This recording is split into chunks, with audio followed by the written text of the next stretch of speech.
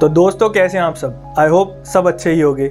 हमारी last video में हमने फंडामेंटल राइट्स के बारे में बात करी थी और अगर आपने वह वीडियो मेरी अब तक नहीं देखी है तो ऊपर आई बटन पर उसका लिंक आ जाएगा, आप सभी जाकर चेक कर सकते हैं। उस वीडियो में मैंने आपको फंडामेंटल राइट्स के अंदर आने वाले सभी आर्टिकल्स के बारे में अच्छे से समझाया था, लेकिन हमारे 6th और सबसे इंपॉर्टेंट फंडामेंटल राइट के बारे में जो कि है राइट टू कॉन्स्टिट्यूशनल रेमेडीज, जो कि आर्टिकल 32 में आता है, उसका एक ओवरव्यू लिया था।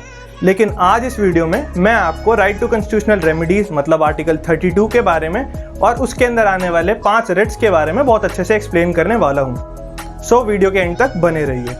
Hello everyone, law by AK के आज के सेशन में मैं हूँ आपके साथ आपका दोस्त अमन। इस चैनल पर आपको मिलने वाली है लॉ से जुड़ी हर छोटी बड़ी जानकारियाँ, तो वीडियो के एंड तक बने रहिए क्योंकि इस चैनल पर बातें तो कम है लेकिन जानकारी में दम है।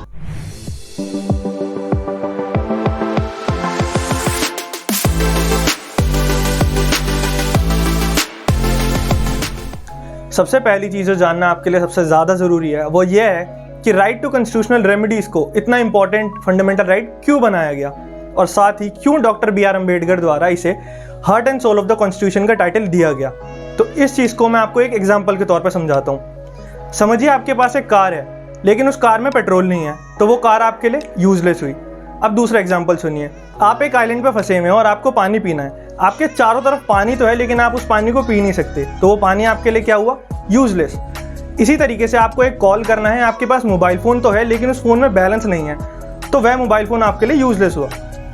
इसका समझाने का मेरा मतलब सिर्फ यह था कि अगर हमें फंडामेंटल राइट्स मिल जाते लेकिन उसके वायलेशन पर कंप्लेंट करने का कोई अधिकार ना मिलता तो फंडामेंटल राइट्स भी हमारे लिए यूजलेस होते। इसी वजह से आर्टिकल 32 को मतलब राइट टू कॉन्स्टिट्यूशनल रेमेडीज़ को हमारा फंडामेंटल राइट बनाया गया, ताकि जब भी हमारा कोई फंडामेंटल राइट इन्फ्रिंज हो तो हम आर्टिकल 32 के तहत कोर्ट जा सकते हैं। आर्टिकल 32 बात करता है 5 रिट्स के बारे में, लेकिन ये रिट्स एक्चुअल में है क्या? इस वर्ड का मतलब क्या है? तो रिट वर्ड का मतलब है command of the court.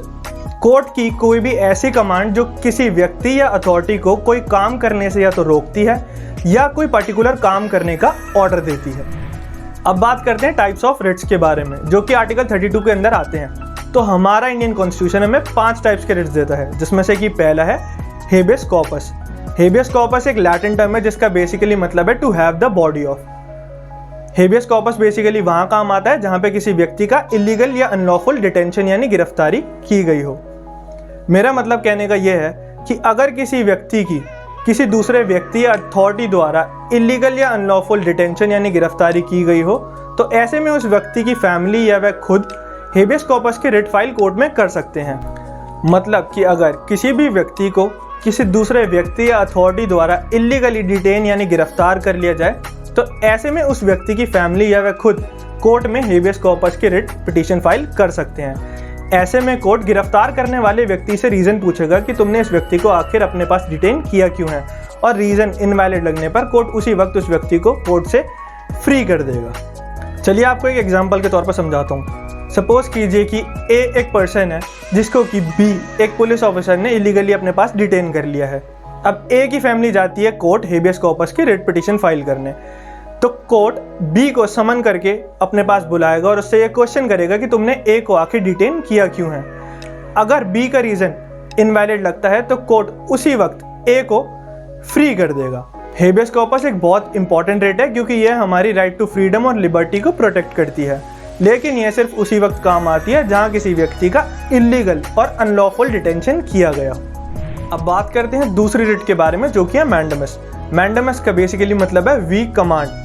Basically इस रिट में सुप्रीम कोर्ट अपने से inferior courts, tribunals, corporation, authorities या गवर्नमेंट बॉडीज़ को ऑर्डर देता है और उन्हें ऐसा काम करने के लिए बोलता है जो काम करना उस अथॉरिटी, कॉर्पोरेशन या बॉडी का कर्तव्य तो है, लेकिन समहाउ वह उस कर्तव्य को निभाने से या तो रिफ्यूज़ कर देते हैं या फेल हो जाते हैं। बेसिकली यह रिट हर गवर्नमेंट ऑफिशियल या गवर्नमेंट बॉडी के ऊपर फाइल की जा सकती है, लेकिन इसे हम किसी भी प्राइवेट पर्सन या प्राइवेट बॉडी के अगेंस्ट फाइल नहीं कर सकते हैं। अब मैं आपको मैंडेमस का एक ईजी सा एग्जांपल देता हूँ। सपोज कीजिए ए एक पब्लिक सर्वेंट है जिसकी दूसरे व्यक्ति बी के अगेंस्ट कुछ ड्यूटीज़ बनती हैं, लेकिन वह उन ड्यूटीज़ को फुलफिल करने से मना कर देता है।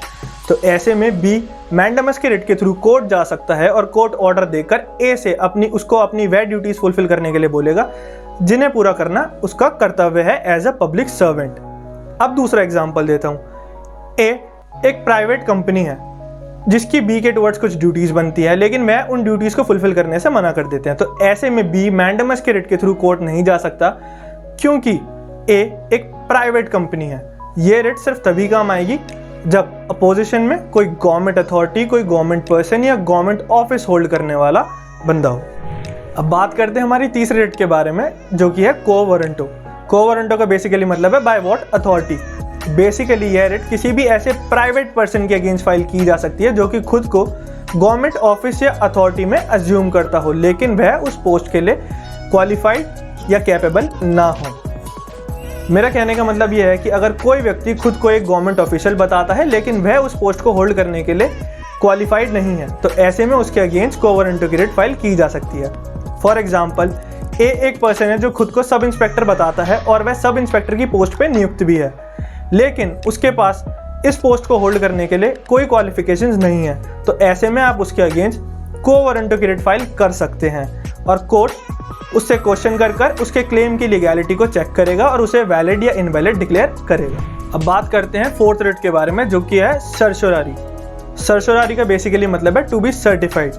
बेसिकली यह रिट बाकी रिट से थोड़ी सी अलग है क्योंकि ये करेक्टिव नेचर की है।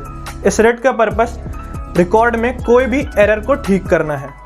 बेसिकली यह रिट सुप्रीम कोर्ट द्वारा सभी लोअर कोर्ट्स के ऊपर लगाई जा सकती है अगर वह लोअर कोर्ट्स अपनी जुरिस्डिक्शन से बाहर जाकर काम कर रहे हो। साथ ही अगर वह अपने जजमेंट में कोई ऐसा एरर कर देते हैं जो कि प्रिंसिपल ऑफ नेचुरल जस्टिस के ही अगेंस्ट है, तो ऐसे में सुप्रीम कोर्ट द्वारा उनके ऊपर यह रिट लगाकर उनके दिए गए ऑर्डर्स को कैंसिल कर दिया जाता है। मेरी बात को ध्यान से सुनिए, उनके दिए गए ऑर्डर्स को, मतलब सर्चोरारी के अंदर ऐसे ऑर्डर्स को कैंसिल किया जाता है जो कि पहले से ही सुना दिए गए हैं। अब मैं आपको एक एग्जांपल देता हूँ।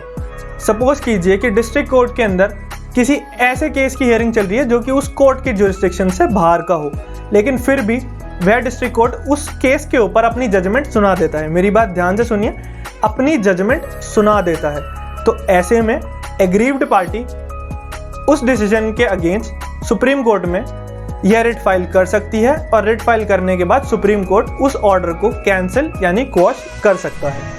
अब बात करते हैं हमारी फिफ्थ रिट के बारे में, जिसका नाम है प्रोहिबिशन। प्रोहिबिशन का मतलब है टू स्टॉप या टू फॉरबिड। बेसिकली यह रिट भी सुपीरियर कोर्ट द्वारा इंफीरियर कोर्ट्स के ऊपर लगाई जाती है जब वे अपनी जुरिस्डिक्शन से बाहर जाकर काम करते हैं।